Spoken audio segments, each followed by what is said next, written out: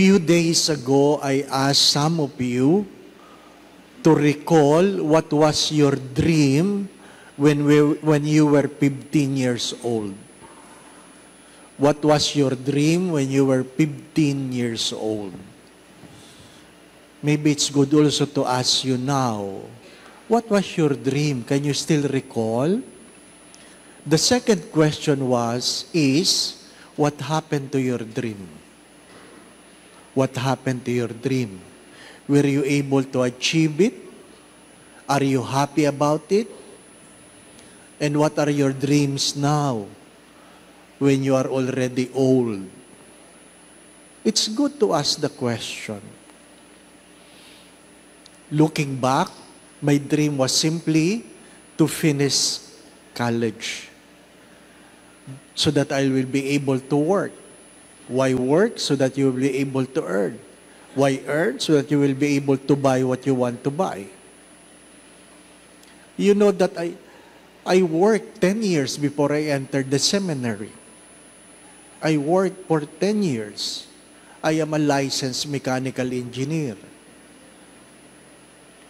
And those 10 years, there were days like the first reading that I feel so bored asking the question, ito na lang ba? Ganito na lang ba ang buhay? Na pagkaminsan, pagdating mo sa opisina, mapapagalitan ka ng boss mo kasi nag-away silang mag-asawa. Di ba? May mga pagkakataong ganun nadamay ka lang. Ganito na lang ba? My dear friends, my brothers and sisters, what do you hope to buy? Have you bought it? Did it brought happiness? Two types of people. People who are successful and people who are happy. What's the difference between successful people and a happy people? A successful people is someone who was able to get what he wants. Who was able to get what he wants. Pag nakuha niya ang gusto niya, successful yan. Sino yung happy people? People who simply want what they get. Who simply want what they get. Wala silang masyadong gusto, pero nagpapasalamat sila kung ano meron sila. Nagpapasalamat sila. Yun ang pinagkaiba ng dalawa. Hindi lahat ng matagumpay masaya. At hindi lahat na masaya, matagumpay. Merong nag-message sa akin, isang misis, galit na galit siya sa mister niya. Bakit siya galit na galit? Pinorward niya yung message ng mister niya sa akin. Ano yung message ng mister niya sa akin? Kino-complain ng mister ng kanyang asawa, bungangera. So galit na galit siya kasi siya yun hindi pa ba, no? Hindi ako nag-comment, di ba? Mahirap na. Pero anong ibig ko sabihin? Walang problemang nasusolve dahil nagko-complain ka. Please listen. Walang problemang nasusolve dahil nagrereklamo ka. Kailangan mong harapin ang problema at itanong mo, ano ang dahilan? Kahit ikwento mo, may mga taong yung problema nila sa bahay nila, kinukwento nila sa kapitbahay. Bakit? Nakakatulong ba? May mga taong may problema sa bahay, kinukwento nila sa opisina nila. Bakit? Nakakatulong ba sila? Huwag niyong kakalimutan, hindi lahat ng taong pinagkwentuhan niyo ng inyong problema, gustong tumulong. Yung iba natutuwa na may problema ka, buti nga sa iyo. Di ba, no? Hindi lahat gustong tumulong. Yung iba nga, gusto pang dagdagan ng problema mo. Kaya tandaan mo, walang problemang nasusolve dahil reklamo ka ng reklamo. Harapin mo. Harapin mo. Mga minamahal na mga kapatid, anong sabi sa pag-aaral? Anong sabi sa pag-aaral? According to the studies, many rich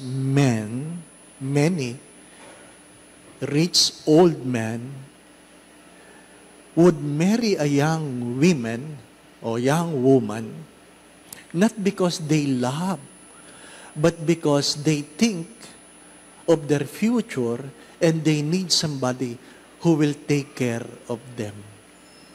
Can you imagine? Ang pag-aasawa ay hindi na tungkol sa pag-ibig, tungkol na sa pakinabang. Diba, no? Kaya, may mga batang babae, pag niligawan sila ng matatandang lalaki, ang tanong nila, are you rich? Hindi nila tinatanong, do you really love me? Ang tanong nila, are you rich? Hindi po ba? Anong may papayo ko? Anong may papayo ko? Kung iniisip mo lang ang iyong pagtanda at naghahanap ka ng mag-aalaga sa iyo, huwag kang mag-aasawa. Maghanap ka ng caregiver. At least pag hindi kayo nagkasundo, tanggalin mo. Pag kumuha ka ng asawa, pag hindi kayo nagkasundo, hindi mo lang matatanggal. Diba? Ano ibig ko sabihin, mga minamahal na mga kapatid? Sometimes the problem we create or the problems we have are product of our irresponsible decisions. I have said this before. You can never solve a problem that you yourself create. You can never solve a problem tapping from the outside a problem that you yourselves create. Kaya nga, bago ka kumilos, itatanong mo, saan ba papunta ito? Ano ba kinabukasan nito? Hindi po ba? Upang hindi mangyari sa iyo nangyari sa unang pagbasa, natutulog ka sa gabi at wala kang inisip, kaya kayo matatapos ito. Di ba? Yung iba nga mag-asawa, walang inisip, kaya lang kaya mamamatay ito. Di po ba? Ha? Mga minamahal na mga kapatid. Yung bang nag-asawa ka, na feeling mo yung makukuha mo tagapagligtas sa iyo? Wala. Si Kristo lang ang tagapagligtas. Huwag mong aasahan, yung mapapangasawa mo, magiging tagapagligtas. Think about it. Think about it. Ano sabi ko doon sa binata? Father, pagdasal mo naman na makapag-asawa ako. Bakit mo gusto mag-asawa? Nalulungkot na ako, Father. Ano sagot ko? Totoy, huwag ka mag-asawa. At least alam mo, ikaw lang ang malungkot ngayon. Di pa ba? No? Bakit? Pag nag-asawa ka ba? Yung bang mapapangasawa mo, tuwing umaga, nandun sa paano, good morning, good morning. Nakakatuwa ba yan? Di ba? Hindi naman ganun ang pag-aasawa. Yung bang kursong kinukuha mo, alam mo ba kinabukasan mo? Ask yourself. Ano ibig sabihin? Because we have failed to understand who we are, then we fail to make a choice that will bring us peace. Again, because we have failed to know who we are, then that's the reason we have failed to make a decision that will bring us peace. Maliwanag kay Jesus sino siya. Kung may sakit, pagalingin. Pero alam niya, kailangan niya magdasal. Kahit hinahanap siya at sasabihin, dito tayo, hindi. Alam ko kung sino ako. Alam niya kung sino siya. Ang tanong sa gabing ito ay, alam mo ba kung sino ka? Sabi ng mga classmate ko, Father, maiksi na lang ang buhay natin. Umattend ka naman ng recollect, umattend ka naman ng reunion. Baka hindi na tayo magkita-kita. Di ba? Ano sagot ko sa kanila? Pari ako. Hindi naman ako na-ordain para sa reunion. Di po ba, no? Yung pamilya ko nga, pag Pasko, halos di ko makita. Yung pamilya ko nga, pag New Year, halos di ko makita. Bakit? Pari ako eh. Alam ko ang prioridad ko. Alam ko ang prioridad ko. May mga bagay na gusto kong bilhin pero hindi ko mabili. Bakit? Pari ako eh. Gusto mong magmura, hindi ka makapagmura. Bakit? Pari ka eh. Hindi po ba, no? Oh, totoo naman. Nagtitimpi ka, di ba? Ang iniisip mo lang, oh, hindi ko naman tinatago sa sama ng loob ko pag nakakapagbigay, pag may pagkakataon. Ha? Inaamin ko, nagkakasama ako ng loob. Bakit? Hindi naman ako bato. Hindi naman ako bat. Di ba? Kaya nga nung may kaaway akong pari, ano sabi ko kay Bishop Sok?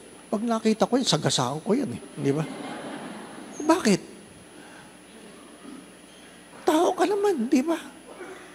Mahalaga yun. Bato lang ang hindi nasasaktan. Pag nasasaktan ka, alam mo may damdamin ka. Kaya nga may gabing hindi ka makatulog. Di po ba, ano?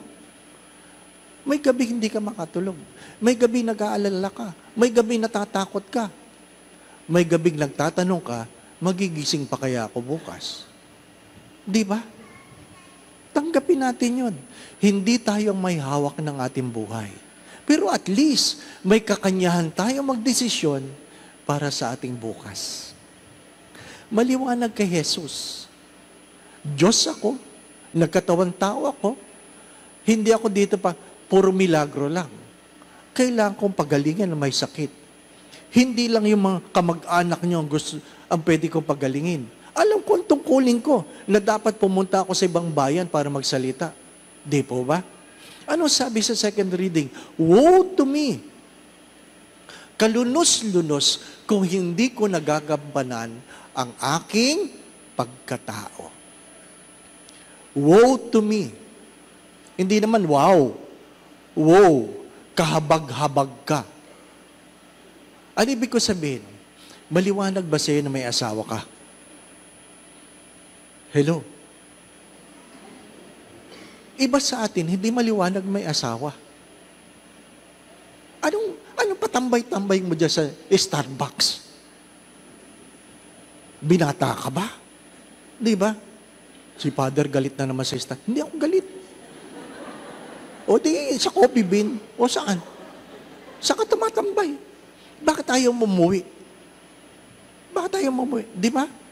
May asawa ka. Mga minamahal na mga kapatid, may trabaho ka. Di ba? Magandang itanong, hindi natin nagagampanan ang ating mga tungkulin kasi hindi natin tanggap kung sino tayo. Kung binata ka, lahat ba ng babae dyan papatusin mo?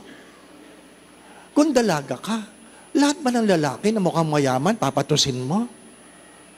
You ask yourself. Nakikiraan lang tayo dito. Isipin mo, pag tiningnan ka ng Diyos, hindi ka ba kahabag-habag? Di po ba, ano? Hindi ka ba kahabag-habag? Parehas lang. Ano sabi ko? May pera ka o wala? Pag naghihingalo ka sa hospital, parehas lang itsura. Nag-chaplain ako eh. Nag-chaplain ako ng 10 linggo sa Philippine Heart Center. Parehas lang ang itsura ng mayaman at mahirap na naghihingalo. Parehas lang. Parehas lang. Parehas lang ang tagas ng dugo pag nasaksak. Parehas lang ang sigaw pag bali ang buto. Parehas lang. Mga minamahal na mga kapatid. Katoliko o hindi, pagpasok mo sa sa kwarto, alam niyang chaplain ka. Magagalit sila. Sabi ko, hindi naman ako dito para i-convert kayo. Tinatanong ko lang, gusto niyo bang ipagdasal kayo? Di ba? At sasabihin ng ibang sekta, no.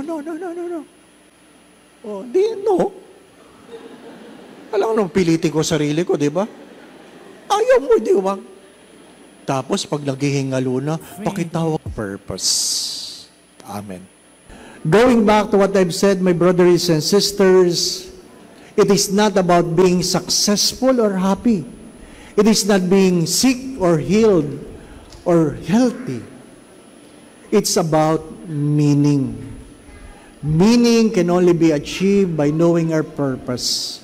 We can only know our purpose if we know who we are. Do not forget this.